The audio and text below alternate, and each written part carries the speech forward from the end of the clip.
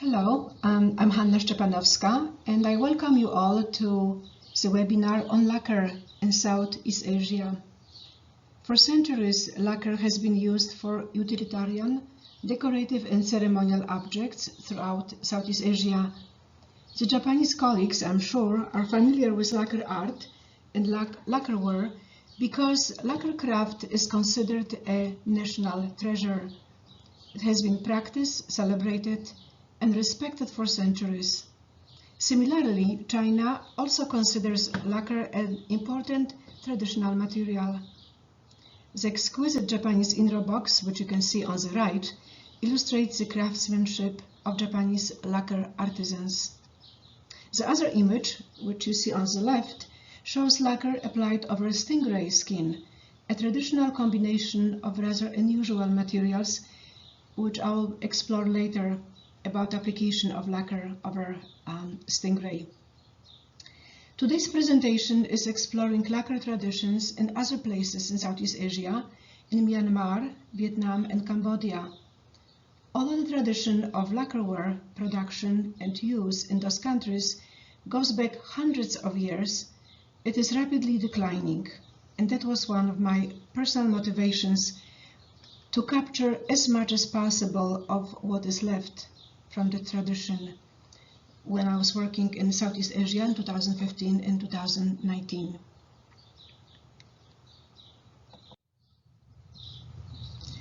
As a material scientist who analyzes museum objects from a material point of view, I explore the context of the studied objects.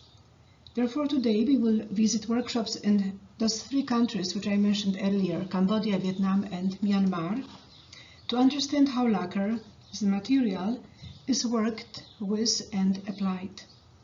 What types of lacquer are used in the region and how the raw lacquer is harvested, because some of the harvesting techniques impact the behavior of lacquer, especially its color.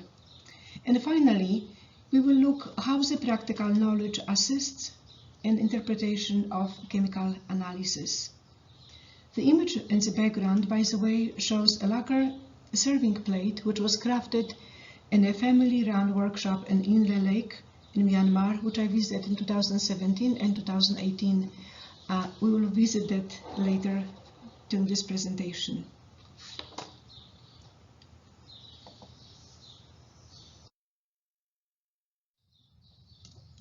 The places which I visited, collected samples from forests and workshops, are marked on this map. And by the way, the size of the red dots is intentionally uneven. It corresponds to the footprint of lacquer presence and operation in those areas. So the largest presence of lacquer I found in Bagan, which is also referred by its old name, Pagan. There is a technical school where lacquer techniques are being taught. A large accumulation of lacquer workshops in the old part of Bagan displayed a diverse decorative techniques which are still being practiced by different artists. In addition to Bagan, I visited the family lacquer workshop, which I mentioned just a moment ago, run by 5 sisters on Inle Lake, and collected samples from the forest near Kaku, which is north part from Inle Lake. The second place, considering the use of lacquer, meaning the number of working workshops, was Vietnam. Lacquer tradition is associated with artistic expressions, and lacquer is used as an artistic medium. And some of the examples of lacquer painting we will see later in today's presentation. In Vietnam, I visited 2 artist studios, one in Hanoi and one in Hoi An, which is more in the center of the country. I collected samples of raw latex from the north part of Vietnam in the forest, which is approximately 60 kilometers north from Hanoi. And that lacquer, by the way, is also being used in Laos and transported to different places around Vietnam. So it is a very important center of lacquer extraction. In Cambodia, there is one only lacquer artist who, by the way, is of French origin and runs a gallery and a training center for local artisans. His creations, however, cannot be considered as typical for Cambodia and for region in the country, because he embraces different techniques and different styles, which are somehow a combination of different styles from the region. As I mentioned earlier, the decline of lacquer tradition in the region was one of my personal motivation factors to explore the traditions which are still left in the region. So what are the reasons behind the myth of lacquer processing and extraction? Well, one of them is a great physical difficulty to harvest lacquer. As you can see on the right, the lacquer harvester is climbing the tree, and access to those trees is also not easy. Often one has to go through the water to actually reach the region where lacquer is collected. That image is from Cambodia, near Siem Reap. So lacquer is also toxic as a material and causes allergies. And that's another obstacle, the need to handle it carefully. And finally, there is no incentive in most places to support lacquer harvesting and processing. And one exception is Thailand, where lacquer traditions are supported by the royal family. They organize international conferences every few years and subsidize the attendance. In Japan and China, because the tradition of using lacquer is centuries old, lacquer is studied in a systematic way, and not the same can be said about other Southeast Asia countries. Traditional use, however, of lacquer is similar in all those places in the region. Lacquer is used as surface finishing coating on ceremonial vessels, as a decorative element often combined with gold, as you can see here on objects of veneration, such as the sculpture of Buddha. It is also used in daily objects like waterproofing boats or large baskets. So in these applications, we can trace additives which reveal the purpose of the object and its geographical location. Lacquer has been celebrated because of its exquisite aesthetic qualities, its hard and resilient surface, and in some cases it claims to have also health benefits. So examples of objects here show the diverse application of lacquer within one group of high quality objects. Here's an example of a veneration statue of Buddha on the right side, where lacquer was applied as base on which gold leaf was attached later. In the center you can see a ceremonial, in the left and in the center you can see a ceremonial container which shows rich ornamentation, and finally in a small box in the center where lacquer was combined with mother of pearl and ivory. This betel box represents a typical lacquerware of everyday use. And how do we know actually that it is from Myanmar? The pattern of decoration gives us clue as to the region where it was produced, because each region has a distinct way of decorating their lacquerware. In fact, several publications were already issued on that subject. Betel, by the way, refers to a nut which has been traditionally chewed during social gatherings, and that tradition also is slowly declining, and consequently the need for production of betel bugs. So what you see on the right is a close-up which was of an image taken under higher magnification to show the intricate design and carving process and how the paint was applied into those carved areas. So returning for a moment to our first image, where lacquer was applied on over stingray skin. The concept has its own tradition, and typically in the past it was used as cover of handles of swords and scabbards to overcome the slipperiness to basically increase the surface and attachment to the surface. It is called shagreen, although the definition of shagreen in fact refers to shark skin which was used as decorative material, or sometimes refers to just naturally rough surface with scales or granulated pattern. Japanese tachi, katana, and wakizashi swords had their hilts almost always covered with undyed shagreen. And by the way, on the top right corner you can see a stingray fish from which the skin is used as a decorative component in application with lacquer. And here are the lacquer paintings, meaning that lacquer was the main artistic medium.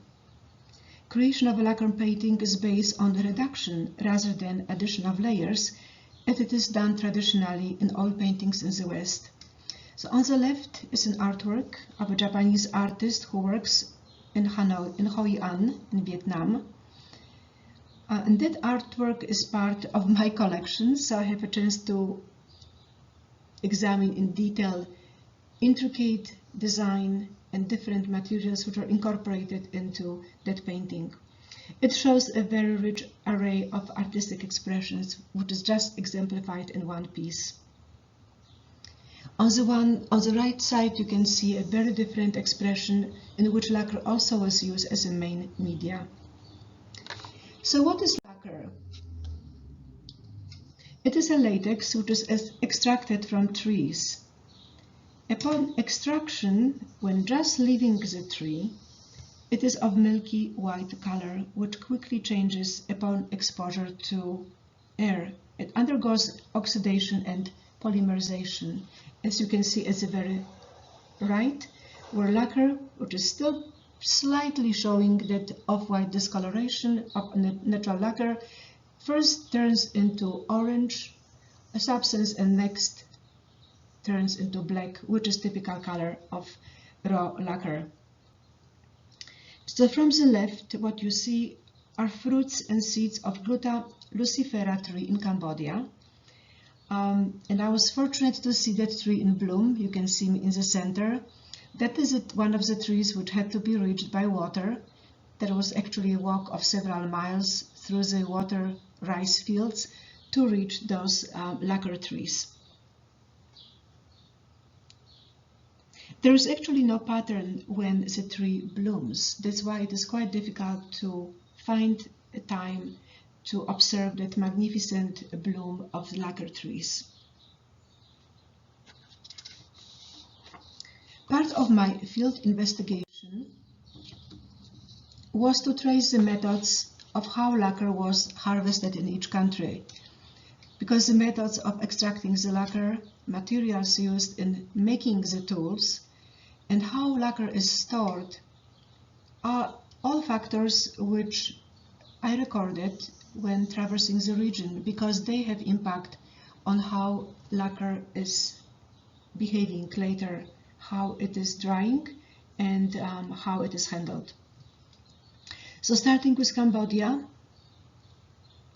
where I encountered the largest and oldest tree, and their age was estimated to be over 8 years old. The collection was carried out by one man, whom you see in the center, the main image, he was in his 70s and still climbing the trees. And unfortunately, he passed away in 2019. So I was fortunate to have a chance to meet him and observe his methods of extracting the lacquer. So the short bamboo vessel is inserted into chevron-shaped incision, and I marked with the yellow circle or oval where that incision and attachment of bamboo vessel is present. And there are many areas on the tree where lacquer is collected in the bamboo vessel.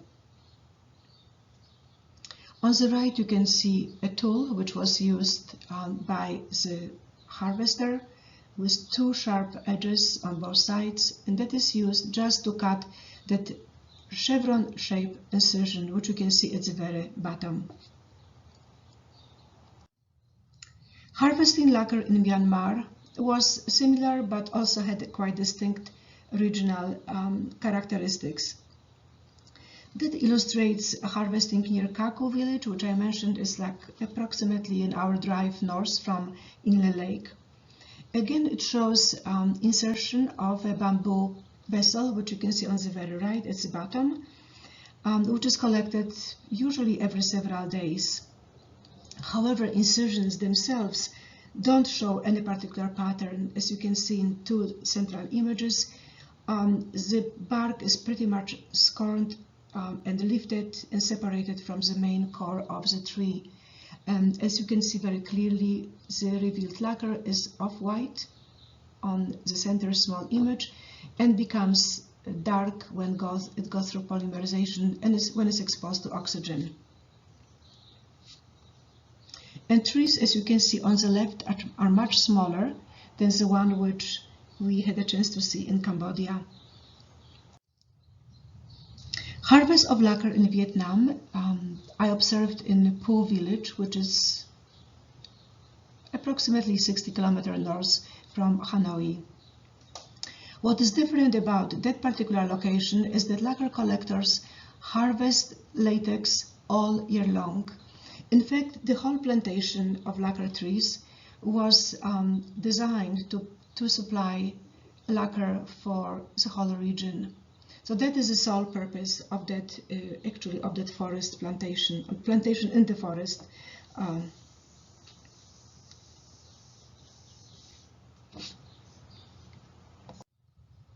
So looking more closely into practice of harvesting lacquer, although the bark cutting was carried out in a distinct chevron shape, which was similar to what we observed in Cambodia, the cuts were much deeper and invasive.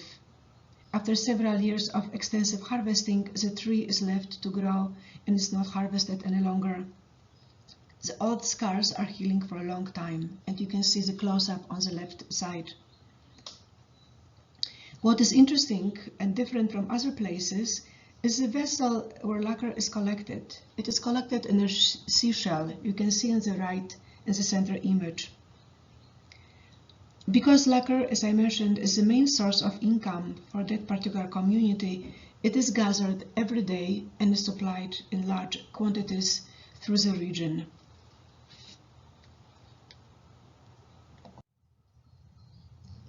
Lacquer as a material can be purchased on local markets in the regions where lacquer is traditionally harvested, like in Myanmar and Vietnam. One way to store it is in a small container in bamboo, as you can see on this image on the right side.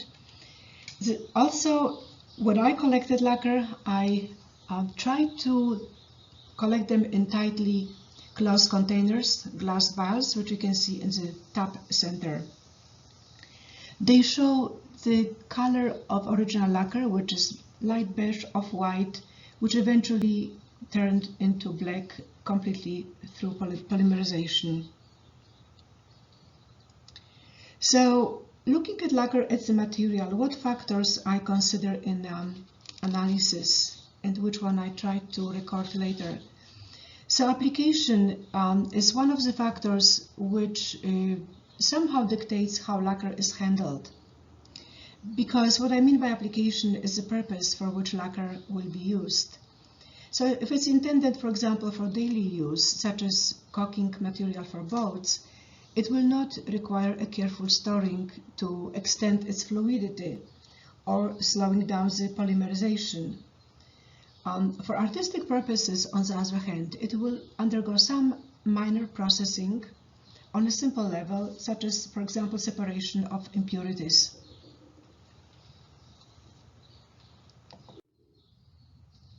And here's an example of an application of lacquer in the form in which it was harvested. It's almost a crude lacquer.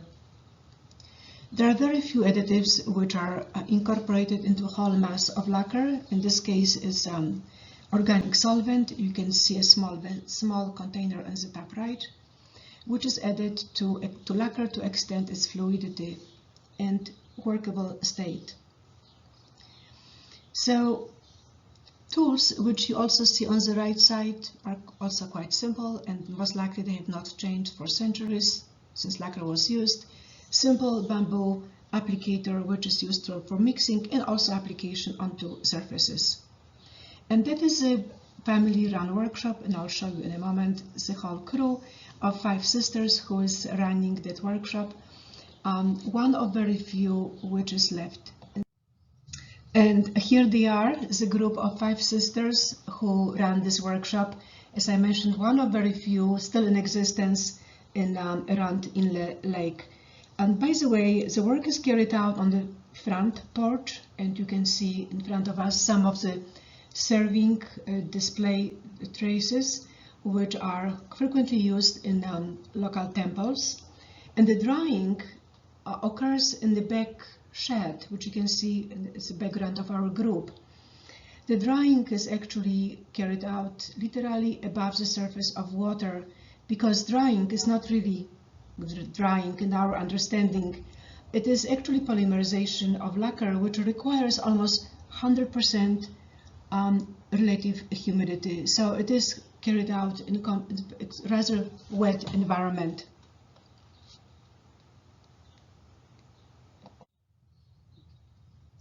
And this is a much larger production complex, also in Myanmar, not far from Inle Lake, in the Bagan. As I mentioned earlier, Bagan is one of the most prominent centers where stages of production follow in sequence. It's also an important place where there are many different workshops, and each one has its own decorative style and different sort of a bit of production style of objects. So the work is performed in sequence, creating a structure and then applying lacquer and decoration. What we see here in the center is a main hall where finishing touches are applied by a group of women workers. Men are typically involved in fabricating support structures. On the left is a contemporary vessel which I purchased in this workshop, and it's the representation of a traditional rice offering container. And you may recall from an earlier illustration of a betel box that's the typical intricate design that is characteristic for the Bagan region. It's carved into lacquer and paint is applied in stages. What I observed in that workshop in Bagan, which is shown on the left, a technique of plating small containers using bamboo strands and horse hair to make them more flexible, is also practiced in Cambodia. As you can see, the same method illustrated on the right slide. And that is the only place known in Cambodia where lacquer is actively collected and worked with, Siem Reap. The owner is not native Cambodian, but a Frenchman, a conservator, who originally was working at the Louvre and was sent on assignment to Cambodia to study lacquer, and stayed for 20 plus years. So probably he also realized that lacquer craft is in the Mise. So he's culturing lacquer trees, working with lacquer harvest, lacquer which is harvested by this old man whom I featured earlier, and he's also creating art with lacquer. Some of the examples of his artworks and creations we can observe in his gallery, which is next to his workshop. And you can see here vessels which were created in a very similar way as they were created in the Myanmar, also combined with gold leaf, you can see in the top center, and combining different materials to achieve different artistic effects. What you see in the center image is particularly interesting. It's his application of white color. It's not exactly color per se. That effect was achieved by using eggshell, because lacquer does not mix very easily with any other pigment, and certainly it's very difficult to obtain white color using material which is originally black. So the white is The white areas are achieved by artists simply by applying a broken eggshell to the surface. And that is also a technique which is practiced in other places in Southeast Asia.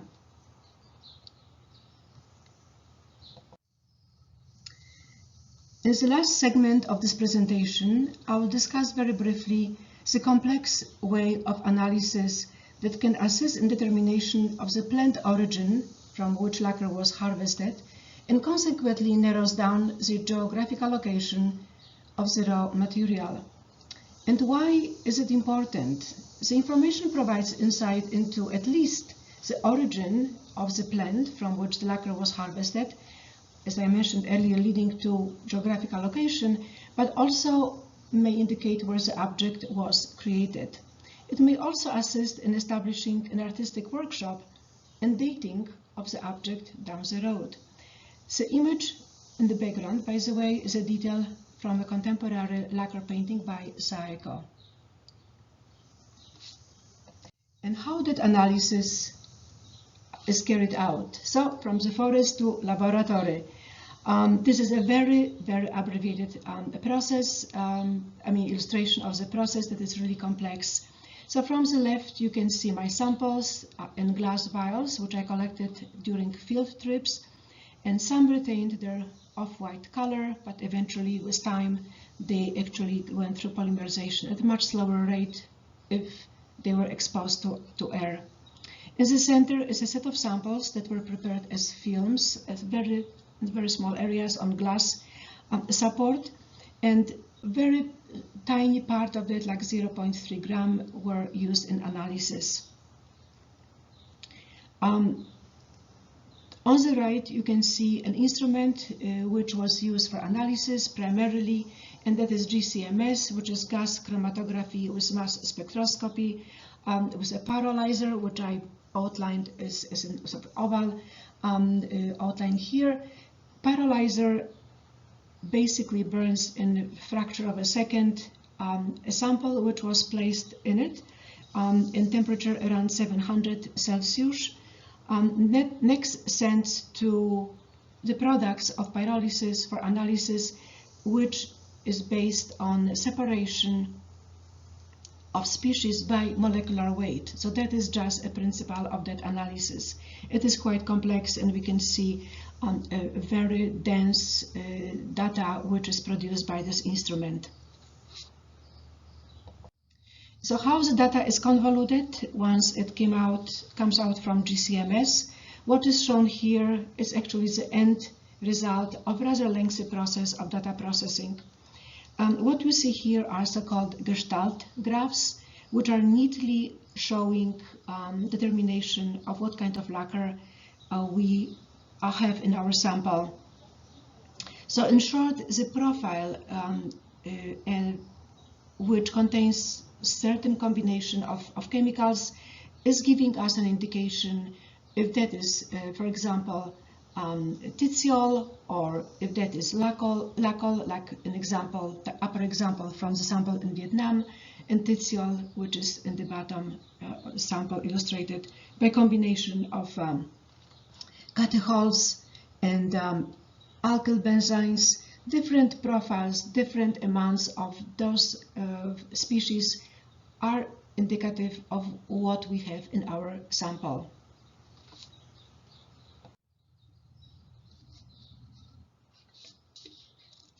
That is another example of which illustrates analysis using FTIR, and that usually information which we obtain from one instrument is so-called cross-reference with analysis performed by another instrument. So what you usually see here is extraction of spectra for our samples, which are confirming what we found using a different instrument. So what is in a red square is basically a set of peaks which are indicative of specific aromatic stretching, and they show titiol in Myanmar, when in fact one other single peak in the position of 3007 wavelength number is indicative of a in the Vietnamese sample. So some of the techniques are more precise or more accurate, I would say. In either case, we do need to cross-reference the results using different instrumentation.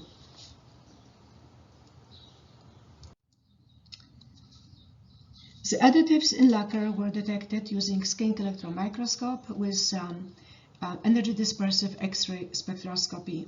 So in this case, we found very interesting inclusions, and there were well-preserved fragments of rice husk in lacquer from Inle Lake. And that was an indication that lacquer was meant to be used as a caulking material, because rice husk was used as a filler to increase the bulkiness of lacquer as a material.